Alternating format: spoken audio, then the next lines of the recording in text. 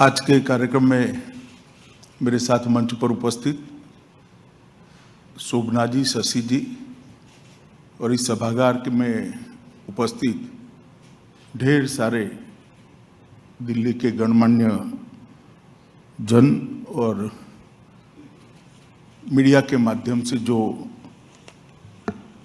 Live देख रहे हैं वो सभी को नमस्कार। मेरे लिए एक सुखद अनुभव है कि हिंदुस्तान टाइम्स की समिट में पहली बार शोभना जी का हिंदी भाषण आज मुझे सुनने को मिला है। मेरे लिए आनंद का विषय है शोभना जी। खैर मित्र, हिंदुस्तान टाइम्स एक बहुत पुराना अखबार है। कुछ ही वर्षों में 100 साल इसकी शताब्दी मनाई जाएगी।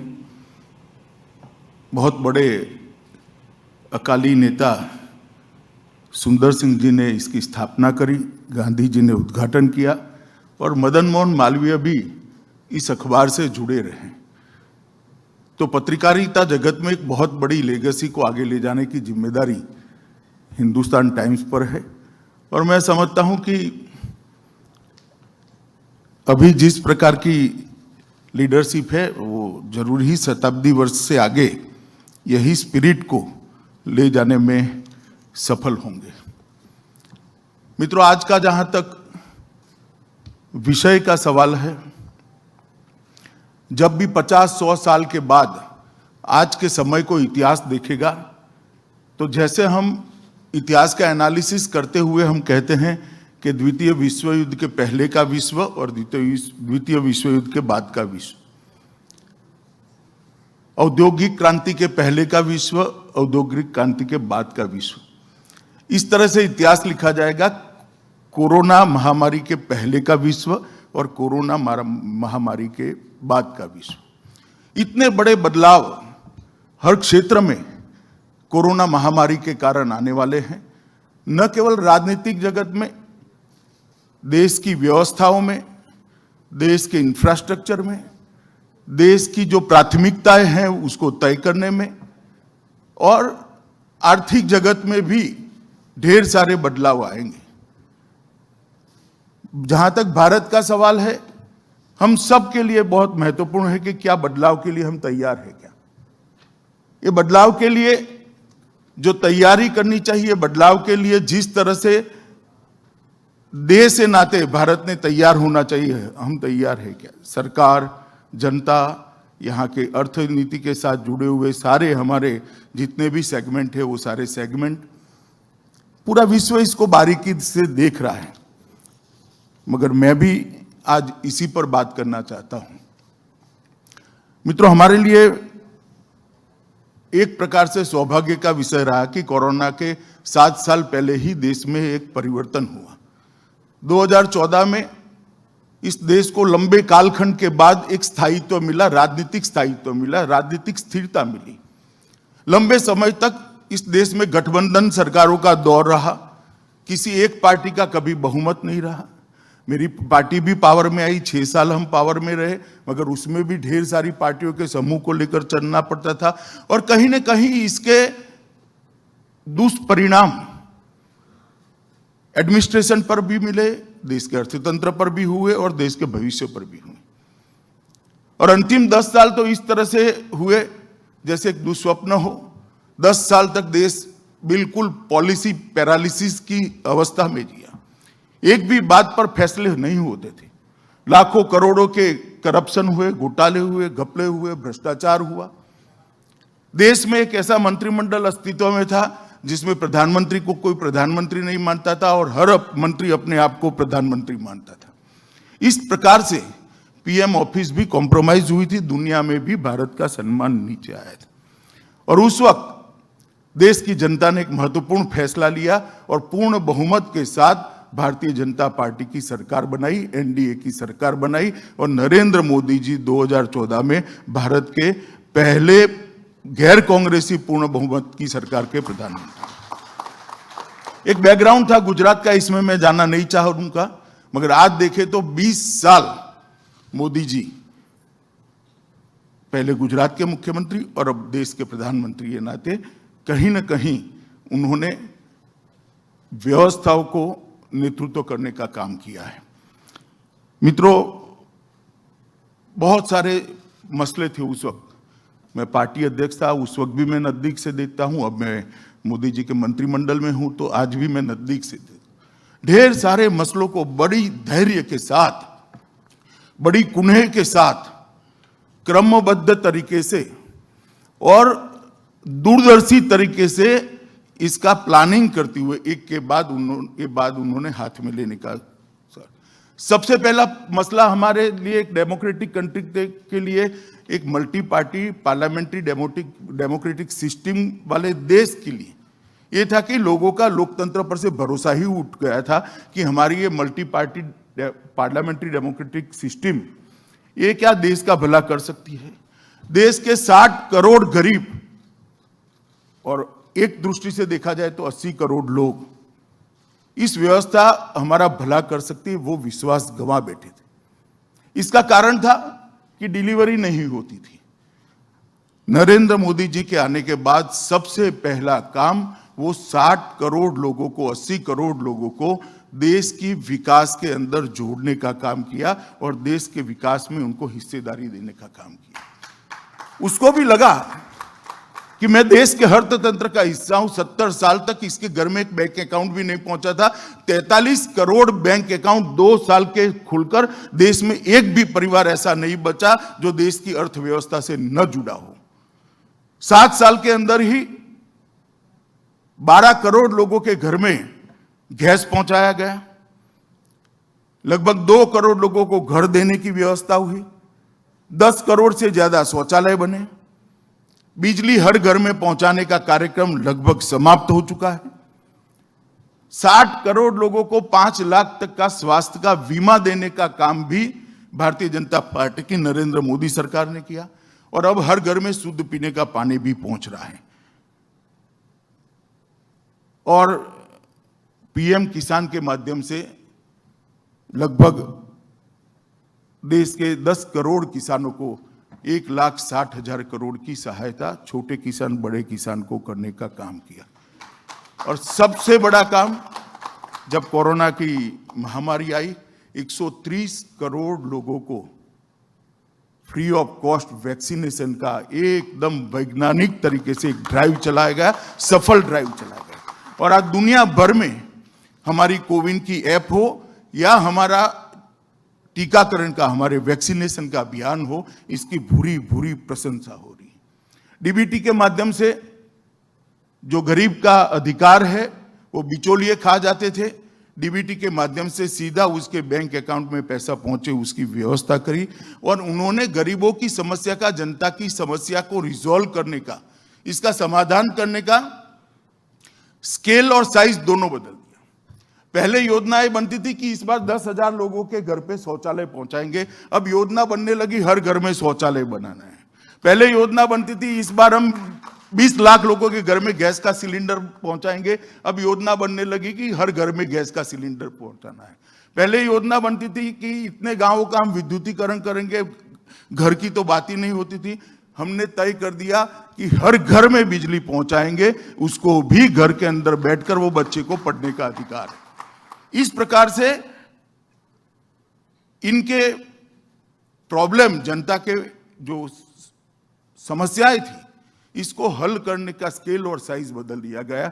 और इसके कारण 60 करोड़ लोगों में एक भरोसा हुआ कि देश की डेमोक्रेसी जो चल रही है, देश की सरकार चल रही है, इसमें मेरा हिस्सा है। हाँ, इस देश का प्रधानमंत्री आज हमारी भी चिंता कर रहा है। इस प्रकार के भरोसे से जो 60 करोड़ 80 करोड़ लोग हैं, पेरिफेरल गिने तो 80 करोड़ लोगों को देश की विकास यात्रा के साथ जोड़ने का काम हुआ। पहले जीडीपी इस प्रकार की समिटों के अंदर चर्चा का विषय था, शुष्क जीडीपी था। नरेंद्र मोदी जी ने जीडीपी का मानवीय चेहरा सबके सामने रखा है। मैं इसको थोड़ा एक्सप्लेन करना चाहता हूं, क्योंकि मैं सारे हमारे अर्थशास्त्रियों को भी ये बात बताना चाहता हूं कि जीडीपी का मानवीय चेहरा क्या होता है।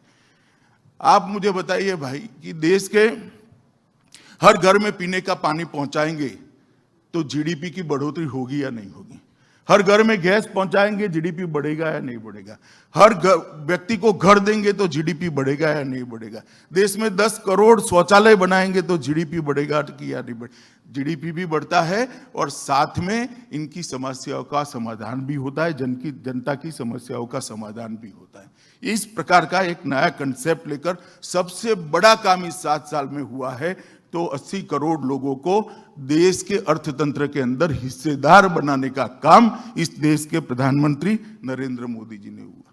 इसके बाद देश के अर्थतंत्र को ठीक करने के लिए बहुत डिसिप्लिन तरीके से सभी पैरामीटर्स तय करने लगे। बहुत हो हल्ला हुआ जब बैंकों की बैलेंस शीट को क्लियर करना चालू किया, तब बहुत हो हल्ला हुआ, मगर धीरे धीरे धीरे कानूनी खाका तैयार कर आज बैंकों की बैलेंस शीट एकदम क्लियर है और एनपीए लगभग 2.5%, 2.9% के बीच में हर बैंक का लाने का काम किया, जो पहले कभी भी सच्चा एनपीए हमारे सामने नहीं आता था। सुरक्षा की दृष्टि से भी ढेर सारे काम हुए। सेना के जवानों को 1 रैंक 1 पेंशन दिया गया, सीएपीएफ के को भी भरोसा दिया गया और पहली बार नेशन फर्स्ट का अप्रोच लिया गया। सर्जिकल स्ट्राइक और एयर स्ट्राइक इसके उदाहरण हैं। हमेशा सीमा के उस पार से हमारी सीमाओं का अतिक्रमण होता था और अंदर आकर हमारे जवानों को आहत कर लोग चले जाते थे, कोई जवाब देने की कार्यवाही नहीं होती थी। पहली बार देश के प्रधानमंत्री ने निर्णय किया कि हमारी सीमाओं का उल्लंघन इतना सरल नहीं है। पुलवामा और उरी के बाद एयर स्ट्राइक और सर्जिकल स्ट्राइक कर पाकिस्तान के घर में घुसकर जवाब देने का जब प्रयास किया, पूरी दुनिया अचंभित हो गई। पहले इसके लिए इजराइल और अमेरिका 2 ही देशों का नाम दिया जाता था, अब इसमें एक तीसरा नाम जुड़ गया भारत का। और पहली बार हमारी रक्षा नीति विदेश नीति के साये से बाहर आई। हमने स्पष्ट कर दिया कि हम सबसे शांति चाहते हैं, हम किसी के साथ झगड़ा नहीं चाहते, परंतु हमारी सीमाओं की सुरक्षा हमारी प्राथमिकता है, हमारी रक्षा बहुत बड़ी प्राथमिकता है। अगर आप शांति रखना चाहते हो तो हमारे साथ भी शांति से व्यवहार होना चाहिए। ये स्पष्ट मैसेज देश के अंदर, दुनिया के अंदर लाउड तरीके से चला गया और आज इसके कारण भारत को पूरी दुनिया ने एक अलग प्रकार की स्वीकृति मिली है। कश्मीर की समस्या हो, 370, 370 और 35 से हटेगी ऐसा कभी कोई मानता ही नहीं था। मुझे मेरे ही अंग्रेजी के एक प्रोफेसर ने, इलाबेन शाह करके प्रोफेसर थी, इन्होंने कहा था कि 370 का वादा जब आप करते हो तो आपकी अगली पीढ़ी को भी देकर जाओगे। मुझे आनंद है कि मोदी जी ने 5 अगस्त 2019 को हमारे संविधान से धारा 370 को समाप्त किया। कश्मीर के अंदर आज शांति है, इन्वेस्टमेंट हो रहा है, सबसे ज्यादा टूरिस्ट जा रहे हैं और कश्मीर धीरे धीरे धीरे नॉर्मल होकर देश के साथ एकजुटता के साथ आज जुड़ा हुआ दिखाई पड़ता है। नॉर्थ ईस्ट के अंदर भी बहुत सारे हथियारी संगठनों के साथ समझौते हुए ये 2.5 साल के अंदर लगभग 4000 उग्रवादियों ने हथियार डाले हैं, समर्पण किया है और ढेर सारे क्षेत्र हमारे आतंकवाद की चपेट से बाहर आ गए। वामपंथी उग्रवाद का, नक्सलवाद का जहां तक सवाल है, नक्सलवाद जब से शुरू हुआ तब से आज तक सबसे कम हिंसा ये 7 सालों के अंदर हुई और सातत्यपूर्ण तरीके से धीरे धीरे नीचे जा रही है। आत्मनिर्भर भारत के नारे के इस पर मैं बाद में बात करूंगा। मोदी जी ने एक बहुत बड़ा अभियान चलाकर इस देश को उत्पादन का हब बनाने के लिए बहुत सारे ढेर सारे कदम उठाए मित्रों, मगर ये सब चलते चलते चलते पूरा विश्व और भारत कोरोना के चपेट में आ गया। और उस वक्त सभी लोगों का एक आकलन था कि भारत जैसा देश जिसमें इतनी भाषाएं, इतनी बोलियां, इतनी विविधता, इंफ्रास्ट्रक्चर, हेल्थ इंफ्रास्ट्रक्चर खस्ता हाल में है और 130 करोड़ की आबादी, हम कैसे इस कोरोना की महामारी के खिलाफ लड़ पाएंगे। परंतु आज जब पीछे मुड़कर देखते हैं, कोरोना जी समाप्त नहीं हुआ है, मगर एक बहुत बड़ी लड़ाई के एक हिस्से से हम सफलतापूर्वक बाहर आए, मुझे कहने में कोई आपत्ति नहीं है। और पीछे मुड़कर देखते हैं तो हर चुनौती को मोदी जी के नेतृत्व में हमारे देश की जनता ने बहुत अच्छे तरीके से लड़कर इस पर विजय प्राप्त करने का काम किया।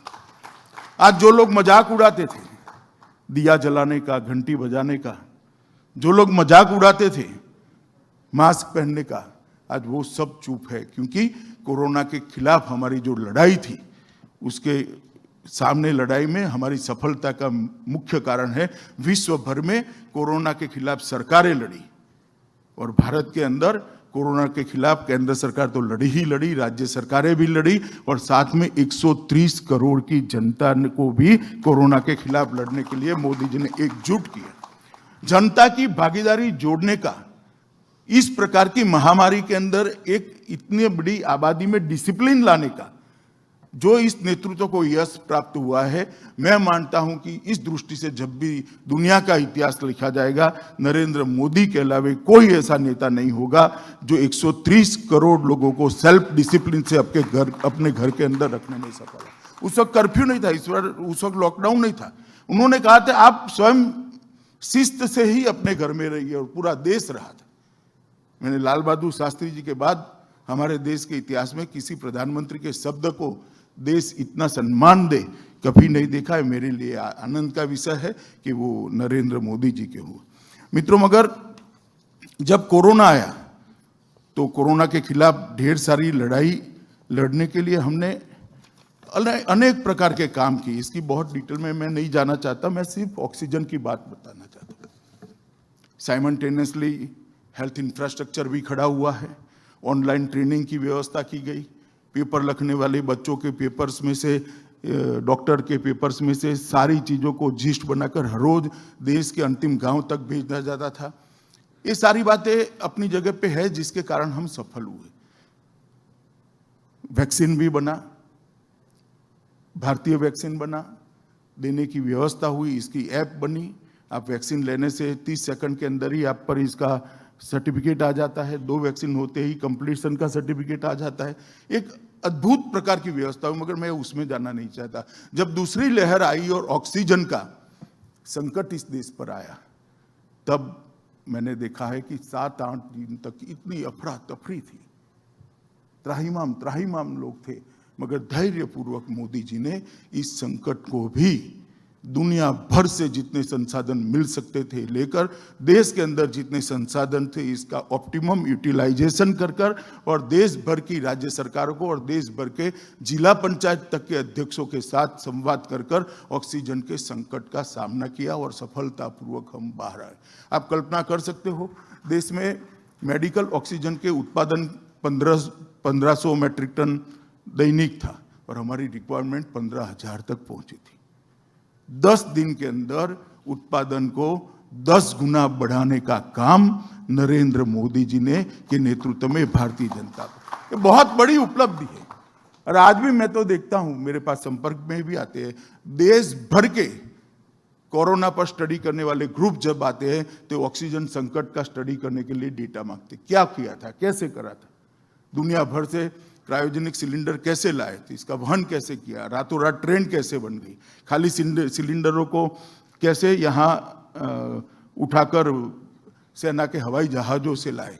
वो सिलेंडर थे वो ब्रिटिश स्टैंडर्ड के थे, हमारी परिवहन व्यवस्था ऑक्सीजन की इंडियन स्टैंडर्ड की थी। दोनों के बीच में आपने कैसे मेल मिलाप कराए, नाइट्रोजन से भले सिलेंडर थे, इसको 2 दिन के अंदर कैसे आपने साफ किया, सारी चीजें वो पूछ रहे हैं और इसका डॉक्यूमेंटेशन भी कर रहे हैं। मैं इसलिए बता रहा हूं कि एक नेता संवेदनशील होता है, एक नेता क्षमतावान होता है, एक नेता धैर्यवान होता है, एक नेता सबको साथ लेकर चलने वाला होता है, तो किस प्रकार के चमत्कार होते हैं उसका उदाहरण हमारा ऑक्सीजन संकट के वक्त भारत की घोषणा थी, भारत का सफलता है। और ये मैं मानता हूं कि लाखों नागरिकों की जान बचाने में हम सफल हुए। मैं उस वक्त भी लोगों के संपर्क में था, ढेर सारे हॉस्पिटल के डॉक्टरों का और ढेर सारे सरकारी और प्राइवेट दोनों हॉस्पिटल और डॉक्टर के, मेरे यहाँ इतने पेशेंट है, 3 घंटे में मेरा ऑक्सीजन खत्म हो जाएगा, ये हो जाएगा, सभी मंत्री ऊपर जाते हैं। परंतु ईश्वर कृपा से और मोदी जी के सजग नेतृत्व के कारण आज हम इसमें से बाहर आए। मित्रों, उसी वक्त जब पूरी दुनिया कोरोना से लड़ रही थी, मोदी जी ने उस वक्त उस समय का उपयोग एक अलग तरीके से भी किया। उन्होंने उस वक्त भारत के अर्थतंत्र को कोरोना के बाद अगर गति देनी है तो क्या नीति विषयक सुधार करना जरूरी है। देश में उत्पादन बढ़ाने के लिए उत्पादक इस देश में फैक्ट्री लगाए, इसके लिए अनुकूल माहौल बनाने के लिए क्या जरूरी है। ये सारे डिपार्टमेंट से जुड़ी हुई छोटी छोटी चीजों को उन्होंने एकत्रित कर इसके रिफॉर्म की, इसकी नीतिगत फैसले लेने की प्रक्रिया करी और उसी वक्त ये फैसले लिए गए जिसके अच्छे परिणाम अब मिल रहे हैं। मैं इस पर पहले मैं फैसलों की बात करता हूं। सबसे पहले खनिज क्षेत्र में निजी निवेश को बढ़ाने की घोषणा करी। कैप्टिव और नॉट कैप्टिव खानों के बीच में जो डिफरेंस था वो समाप्त कर दिया। विभिन्न खनिजों के लिए एक ही खनिज सूचकांक, एक इंडेक्स विकसित करने की शुरुआत हो गई। खनन पट्टों को देते वक्त स्टैंप शुल्क का भी रेशनलाइजेशन किया गया और कोयला क्षेत्र में उनको कॉमर्शियल प्रोडक्शन के लिए मंजूरी देगी। इससे हमारा पूरा कोयला और खनिज का जो क्षेत्र है इसके अंदर अपार संभावनाएं बढ़ी इन्वेस्टमेंट की, और इन्वेस्टमेंट आ भी रहा है, उत्पादन बढ़ा भी है। दुनिया भर में जब कोयले की किल्लत हुई, भारत के अंदर भी सब लोग लिख रहे थे, शायद हिंदुस्तान टाइम्स ने भी लिखा था कि यहाँ अंधारपट होने वाला है, देश के अंदर अंधेरा हो जाएगा, मगर हुआ नहीं, क्योंकि हम समय पर कोयले का उत्पादन बढ़ा सके। कोयला क्षेत्र में जो बिजली नहीं बनाते हैं और ट्रेडिंग करना चाहते हैं, इसके लिए भी रिजर्व खदानें करी गई। उनको लोन देने के शर्तों में काफ़ी सारा रिलैक्सेशन दिया गया। नागरिक उड्डयन मंत्रालय के लिए भी, सिविल एविएशन में भी कौन से नए हवाई अड्डे जुड़ सकते हैं और जुड़ने के लिए क्या पॉलिसी में बदल करना पड़ेगा, उसी वक्त निर्णय कर लिए गए। एम्पावर्ड ग्रुप ऑफ सेक्रेटरी के माध्यम से फास्ट ट्रैक इन्वेस्टमेंट क्लियरेंस की पूरी व्यवस्था उसी वक्त बनाई गई। प्रत्येक मंत्रालय में प्रोजेक्ट डेवलपमेंट सेल बनाए गए। निवेश के आकर्षित करने वाले राज्यों के बीच में एक हेल्दी स्पर्धा के लिए रैंकिंग की व्यवस्था कर दी गई, जो डायनेमिक है, हर महीने की 30 तारीख को राज्यों को उत्साह देती है। और नए चैंपियन क्षेत्रों में बढ़ाने के लिए स्कीमों की घोषणा कर दी गई, जो लगभग 2.25 लाख करोड़ का इन्वेस्टमेंट अब देश में ला चुके हैं। एफडीआई को भी कई क्षेत्रों में रिलैक्स कर दिया गया। अंतरिक्ष के अंदर, स्पेस के अंदर जो गतिविधियां हैं, इसमें निजी भागीदारी को परमिट किया गया और अब इसमें उसको बढ़ावा भी दे रहे हैं। ड्रोन पॉलिसी भी इसी वक्त लेकर आए। परमाणु ऊर्जा के लिए भी एक पॉलिसी लाए जिसके तहत पीपीपी मोड पर रिएक्टर स्थापित कर सकते हैं। और पीएलआई स्कीम का जो एक कंसेप्ट मोदी गवर्नमेंट लेकर आई, इसने बहुत सारा इन्वेस्टमेंट आकर्षित किया है और इसके अच्छे फल भी हमें मिल रहे हैं। बिजली वितरण को भी ढेर सारे राज्यों में निजी कंपनियों को देने के लिए एक पॉलिसी बनाई गई। पीपीपी मॉडल पर विश्व स्तरीय हवाई अड्डे बनाने की पॉलिसी को भी और सुधारा गया और अब जेवर का एयरपोर्ट का मोदी जी ने इसका भूमि पूजन भी किया है। 200 करोड़ तक की सभी खरीदी में भारत से ही कर सकते हैं। इस प्रकार का एक नीति विषयक निर्णय लेकर भारत के अंदर उत्पादन बढ़ाने के लिए बहुत बड़ा निर्णय लिया गया, जिससे हमारे एमएसएमई और छोटी कंपनियों को बहुत फायदा मिलने। वायबिलिटी गैप फंडिंग के लिए एक स्ट्रक्चर्ड पॉलिसी का निर्माण किया गया। एमएसएमई की व्याख्या को बढ़ाकर 250 करोड़ तक लिया गया। कृषि उपज कीमत और गुणवत्ता के आश्वासन के लिए ढेर सारी चीजें, मैं पढ़ूंगा तो आपको लगेगा कि मैं कहीं रामायण या महाभारत तो नहीं पढ़ रहा। इतने सारे फैसले ये 2 साल के अंदर भारत को आगे बढ़ाने के लिए, भारत के अंदर अर्थतंत्र को गति देने के लिए, क्योंकि उस वक्त ही मोदी जी का विजन था कि बहुत बड़ी अपॉर्चुनिटी भारत के पास कोरोना के बाद आने वाली है। वैश्विक मंदी जो आएगी, इसको उस वक्त ही विजुअलाइज कर दिया कि ये सब पॉलिसी डिसीजन के कारण आज अब हम वैश्विक मंदी से दूर हैं। हमें बहुत टच नहीं कर पाई। कोरोना के बाद अर्थतंत्र को उभरने में दुनिया भर को जो समय लगा है वो भारत को नहीं लगा है। इस पर डिस्प्यूट किया जा सकता है। मुझे मालूम है मेरे यहाँ से जाने से ही कोई ट्विटर करेगा और पूछेगा, इसलिए मैं जवाब अभी से देता हूँ। जीएसटी कलेक्शन प्री कोविड था 1.5 लाख, अब 1.30 लाख है। स्टील का प्रोडक्शन 9.3 मिलियन टन था, अब 9.5 मिलियन टन है। व्हीकल सेल 15.9 लाख पर मंथ था, अब 18 लाख पर मंथ है। ट्रैक्टर का सेल 64,000 था, अब 1,27,000 है। सर्विस का पीएमआई इंडेक्स 57.6 था, अब 58.4 है। मैन्युफैक्चरिंग का पीएमआई इंडेक्स 54.5 था, अब 55 है। ई वे बिल 21 लाख बनते थे, अब 23 लाख बनते हैं।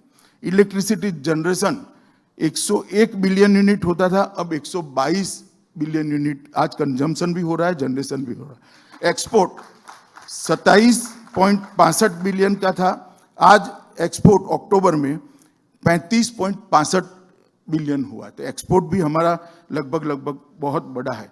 यूपीआई ट्रांजैक्शन 1.3 बिलियन ट्रांजैक्शन हुए थे, आज 4.22 बिलियन ट्रांजैक्शन यूपीआई ट्रांजैक्शन हो रहे। और फॉरेक्स रिजर्व 473 बिलियन था, आज 640 बिलियन पर फॉरेक्स रिजर्व हमारा रहा है। मित्रों, इससे हम समझ सकते हैं कि कितने कम समय के अंदर भारत की अर्थव्यवस्था कोरोना की मार से बाहर निकल कर आई है और हम विश्व की स्पर्धा में खड़े रहने के लिए अपने आप को सज्ज कर रहे हैं। क्योंकि उसी वक्त जो पॉलिसी निर्णय नरेंद्र मोदी सरकार ने लिए थे, वो पॉलिसी निर्णयों का जो ये परिणाम है कि आज भारत की अर्थव्यवस्था सबसे ज्यादा तेजी से, पूरे विश्व के अंदर सबसे ज्यादा तेजी से उभर कर बाहर आई है। और आगे हमारी आगे बढ़ने की गति भी मुझे पूरा विश्वास है कि सबसे ज्यादा रहती। जीडीपी की बात हो, सेवा के इंडेक्स की बात हो, मुद्रास्फीति हो, निर्यात हो, सब में अच्छे परिणाम हमें मिले हैं। और ये सब करने के बाद भी इतना खर्चा, 15 लाख करोड़ का खर्चा हमने 3 साल के अंदर हेल्थ इंफ्रास्ट्रक्चर के अंदर करने का निर्णय करने के बाद भी 80 करोड़ लोगों को 2 साल तक फ्री ऑफ कॉस्ट अनाज देने के बाद भी 130 करोड़ लोगों को फ्री ऑफ कॉस्ट वैक्सीनेशन देने के बाद भी राजकोषीय घाटा हमारा डिसिप्लिन में है। ये बहुत बड़ी उपलब्धि है मित्र।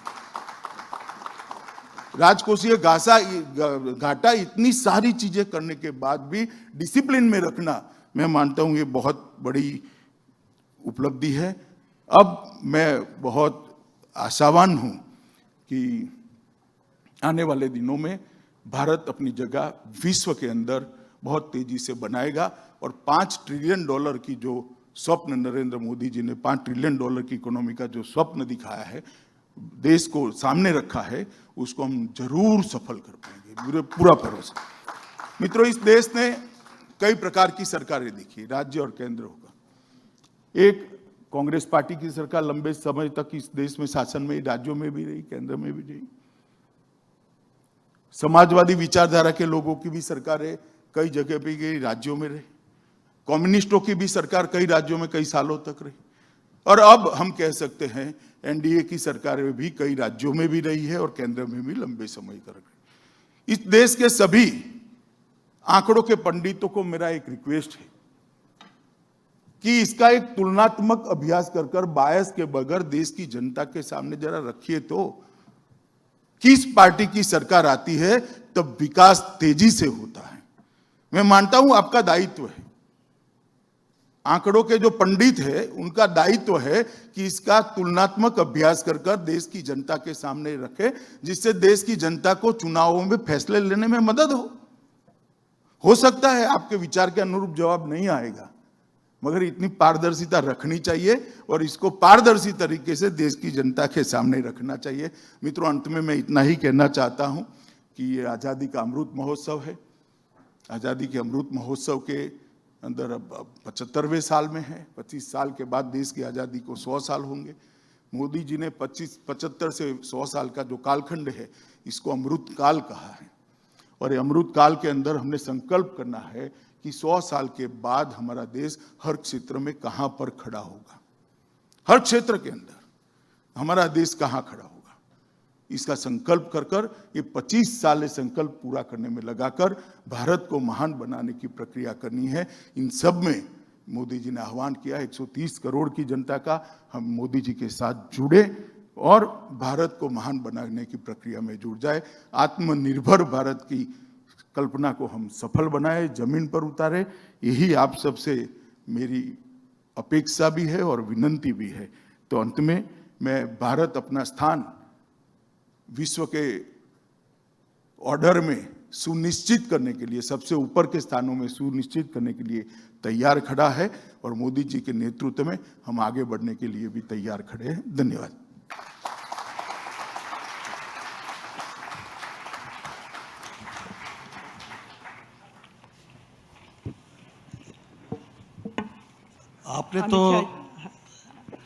आपने तो सारे सवाल ही हमारे खत्म कर दिए अपने भाषण में। मैं मिसेस भारतीया से रिक्वेस्ट करूंगा सवाल शुरू करने का। मैं यही बोल रही थी, आपने तो प्राय सब सवालों का जवाब भी दे दिया, बहुत ही डिटेल्स में पूरी सरकार ने क्या किया है। और अब कुछ पॉलिटिक्स की बात कर लें। आप पार्टी के सबसे बड़े पॉलिटिकल स्ट्रैटेजिस्ट माने जाते हैं और आपकी लीडरशिप में ही पिछली बार यूपी का चुनाव लड़ा भी गया था, जीता भी था। इस बार आपको क्या लगता है, आपके कुछ पुराने साथी अब समाजवादी के गठन के साथ गए हैं, आपको लगता है क्या कि कोई वोट का डिवीज़न होएगा? आपको क्या उभरती हुई छवि नज़र आती है यूपी में, और एंटी इनकम्बेंसी का कोई उस पर असर पड़ेगा क्या? देखिए, मैं पहले भी कहता था और आज भी कहता हूं, गठबंधनों से वोटों को गणित का प्लस माइनस करना ये सही नहीं है। पॉलिटिक्स फिजिक्स नहीं है, पॉलिटिक्स केमिस्ट्री है। जब दो पार्टियां मिलती है तो दोनों के वोट का योग हो जाएगा, प्लस होकर इतना बढ़ जाएगा, ये आकलन मेरे हिसाब से ठीक नहीं है। दो केमिकल मिलते हैं तो कुछ तीसरा ही केमिकल बनता है, और हम पहले देख चुके हैं यूपी के अंदर। पहले सपा और कांग्रेस का जब गठबंधन हुआ तब भी ये कहते थे कि अब क्या हो जाएगा। इसके बाद में अब तीनों पार्टियां इकट्ठा हो गई, तब भी कहते थे क्या होगा। दोनों बार भारतीय जनता पार्टी जीत कर आई। जनता जागरूक हो चुकी है। वोट बैंकों के गणित के आधार पर गठबंधन जो होते हैं वो अब जनता को गाइड नहीं कर सकते। यूपी के अंदर मैं जाकर आया हूं, 6 के 6 क्षेत्रों का मेरा दौरा हो चुका है। मैं बड़े विश्वास के साथ आपके मंच से कहना चाहता हूं कि यूपी के अंदर प्रचंड बहुमत के साथ भारतीय जनता पार्टी की सरकार बनेगी। पंजाब पिछले साल से बहुत न्यूज़ में है कई कारणों से। ये पहली बार होएगा कि भारतीय जनता पार्टी अकेले लड़ेगी पंजाब के चुनाव। शिरोमणि अकाली दल फार्म लॉज के कारण आपसे अलग हो गई। अब आप कोई उम्मीद करते हैं कि वापस आप लोग का गठन होएगा उनके साथ में, कैप्टन अमरिंदर सिंह के साथ में? नहीं, देखिए, हमारी कैप्टन साहब से भी बात चल रही है, ढींडसा साहब से भी बात चल रही है। दोनों पार्टियों के साथ हम बातचीत कर रहे हैं। हो सकता है हमारा गठबंधन हो। हम सकारात्मक तरीके से दोनों पार्टियों से बात कर रहे हैं। और जहाँ तक किसानों के आंदोलन का सवाल था, प्रधानमंत्री जी ने बहुत बड़ा दिल दिखाकर ये आंदोलनों को एक बार समाप्त करने के लिए कि भाई चलो ठीक है, आपका एक मानना है कि कृषि कानून किसानों के हक में नहीं है, तो प्रधानमंत्री जी ने बहुत बड़ा दिल दिखाकर तीनों कृषि कानून भी वापस ले। मैं नहीं मानता आप कोई इतने बड़े इश्यू पंजाब में बचे हैं। पंजाब में चुनाव मेरिट्स पर जाएगा, विकास पर जाएगा, और जिसका परफॉर्मेंस होगा उसके साथ जनता जाएगी। कश्मीर में अगर आए तो वहाँ के राजनीतिक दल ये चाहते हैं कि पहले स्टेटहुड रिस्टोर होए, उसके बाद में चुनाव होएं, और सरकार का, सेंटर का कहना है कि पहले चुनाव होएं उसके बाद स्टेटहुड रिस्टोर होएगी। तो आप वहाँ राजनीतिक विश्वास का माहौल कैसे क्रिएट करेंगे, और आपकी इसमें क्या? देखिए, एक राजनीतिक मांग है कि पहले स्टेटहुड रिजोर्व हो और बाद में चुनाव हो। डिलिमिटेशन करने के बाद चुनाव करना, इसका एक्ट पारित किया है देश की दोनों पार्लियामेंट ने। तो पहले डिलिमिटेशन होगा, डिलिमिटेशन के बाद चुनाव होगा, और उसके बाद में स्टेटहुड रिजर्व रिस्टोर करने की प्रक्रिया होगी। ये मैं कई बार बता चुका हूं, मगर अब चूंकि उनको मालूम है यही क्रम है घटनाओं का, तो उससे विपरीत क्रम कर एक राजनीतिक डिस्प्यूट खड़ा करने का प्रयास कर रहे हैं। मगर मुझे भरोसा है कि कश्मीर के अंदर जिस प्रकार का विकास अभी हो रहा है हमारे एलजी के नेतृत्व में, जिस प्रकार का कानून और व्यवस्था की परिस्थिति का निर्माण हुआ है, ढेर सारे टूरिस्ट वहाँ पर जा रहे हैं। शायद ही किसी मंत्री पर इतने फ़ोन आते होंगे पहले कि हमें रहने की जगह नहीं मिलती, किसी को कह सकते हैं क्या। इस प्रकार की स्थिति आज निर्मित हुई है। और जितने भी जन कल्याण की योजना है इसमें कश्मीर 1 से 5 में है। मानो हेल्थ कार्ड देना है, या पीने का पानी पहुंचाना है, या शौचालय बनाना है, घर देना है, विधवा पेंशन देना है, वृद्ध पेंशन देना है। इस प्रकार की जितनी भी योजना है, जो कश्मीर पहले 35, 36, 33, 32 रहता था, आज कश्मीर 1 से 5 में आया है। वो बताता है कि ये छोटे से कालखंड के अंदर ढेर सारी चीजें वहां पर हुई हैं। मैं तो स्वयं भी जाकर आया हूँ, 3 दिन वहां रहा था, 3 रात वहां रहा था, और मैंने परिवर्तन को नजदीक से देखा है। मुझे आशा है कि कश्मीर की जनता इस परिवर्तन का स्वागत करती है। और अब मेरा तो सभी दलों से भी अपील है कि आप राजनीतिक प्रक्रिया में, लोकतांत्रिक प्रक्रिया में हिस्सेदार बनिए। शशि जी, आप मैं कश्मीर की ही बात करता हूँ। मुझे आपका भाषण ठीक से याद है जो आपने दिया था 370 के समय में, और उस समय आपने प्रगति की बातें की थी। लेकिन इधर पिछले कुछ दिनों में कुछ टारगेट किलिंग की घटनाएं हुई, जिसमें खासकर वहाँ के माइनॉरिटीज़ को निशाना बनाया गया, और इससे ये आशंकाएं पैदा हुई कि कहीं 1990 वापस तो नहीं आएगा। आपके पास क्या इनपुट है और क्या आपको लगता है वो वरी की बात है? देखिए, अभी मैंने अब्दुल्ला साहब का, शेख अब्दुल्ला साहब का एक बयान दिखा था। कश्मीर में तभी शांति होगी जब 370 फिर से रिस्टोर होगा। मेरा इतना ही कहना है देश की जनता को, कश्मीर की जनता को और अब्दुल्ला साहब को कि 370 तो रही है 75 साल तक। क्यों शांति नहीं थी? अगर शांति और 370 का कोई रिलेशनशिप है तो 90 में क्या 370 अस्तित्व में नहीं थी? 90 में भी धारा 370 अस्तित्व में ही थी। क्यों शांति नहीं थी?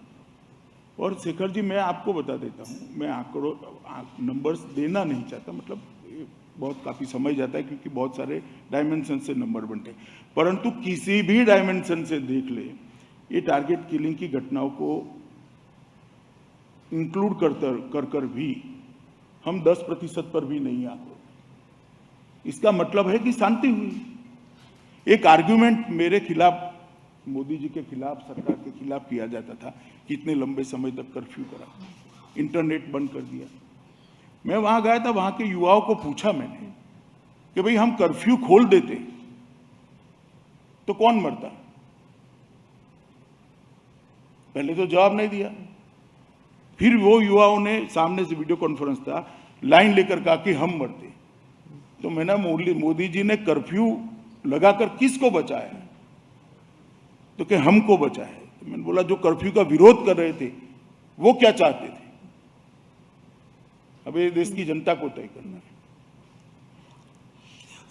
यूपी को लेके मैं एक सवाल पूछना चाहूँगा आपसे कि 2013 में आपने बिजनौर की यात्रा की थी, और उसके बाद वहाँ का जो सामाजिक समीकरण था और वोटों का गणित था बदल गया था। आपको लगता है कि किसान आंदोलन के बाद से हालात में परिवर्तन आया है? नंबर 1। नंबर 2, आपने खुद वेस्टर्न यूपी की कमान संभाल रखी है, तो आपको क्या डिफरेंस दिख रहा है पहले और अब? पहले एक मिथक में क्लियर कर दूं, मैं ना वेस्टर्न यूपी का इंचार्ज हूँ ना कमान संभाली है। पूरा चुनाव भारतीय जनता पार्टी के नेता धर्मेंद्र प्रधान जी देख रहे हैं। मैं पूरे यूपी में जा रहा हूँ, इंचार्ज धर्मेंद्र जी है और मैं उनको सहयोग करता हूँ। ये भूमिका पहले सबके मन में स्पष्ट हो जाए। कुछ अखबारों ने लिखा था कि ये संभालेंगे, ऐसा कुछ नहीं। पूरा चुनाव धर्मेंद्र जी देख रहे हैं। धर्मेंद्र जी के संगठनात्मक नेतृत्व में चुनाव लड़ाया जा रहा है, योगी जी के राजनीतिक नेतृत्व में चुनाव लड़ाया जा रहा है, ये स्पष्टता होनी चाहिए। परंतु जहाँ तक उत्तर प्रदेश का सवाल है, मैं काशी, गोरख, अवध,